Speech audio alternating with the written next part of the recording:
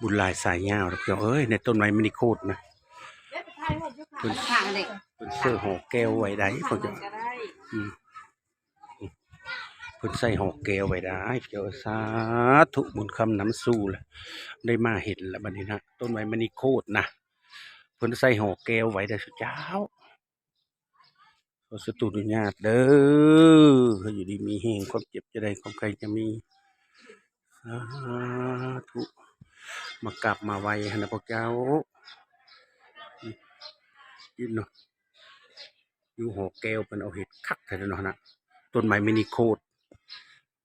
มาเห็นตัวจริงแล้วว่างห้านามาเศร้ากว่าปีนั้นยังอยู่ตะกางน้ำโขงน้ำคลองคนนั้นยังไม่ได้หักได้คนนะไม่ได้คนนะเพิ่นเอาขึ้นมาหักษากราบไว้อยู่นี่แหละต่อเดี๋ยวเขากราบเขาไว้นะอยู่ค้อนพระเพ่งอันนี้นะต้นไม้มินิโคตรแหละนี่นะเขาได้ต้นมากับเจ้าเบิ้งเลย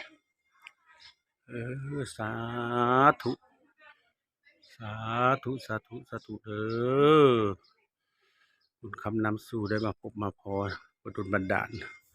เมื่อเขานอนฝันดีๆคือเด็ก3 ตัวเด้อสาธุเด้อสาธุสาธุสาธุอาโกจะเป็นหักรับข้อฟ้าพระเจ้าพนะเบาะฟ้าเบื้องนั้นกัมพูชีอะบะฟ้าทางพุ่นเฮ้ยยังเป็นลาวอยู่ใช่บ่บ่ได้กัมพูชีอะไรนี่พี่น้อง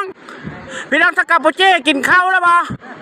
คอยอยู่คนฟ้าน้ำของนี่ได้เป็นเนอเจ้ากินข้าวแล้วบ่เดี๋ยวนี้นะเฮ็ดเนออยู่นะแต่เป็นคอยอยู่เบื้องนี้คอนพระเพ่งนี่นะเพราะมันสรันห้องสอดสดายห่มสรันห้องบังสำราอนบนสลาปะระอารมณ์ปุรกัตตะมอตุยแต้มติงทะมอกินข้าวแล้วบ่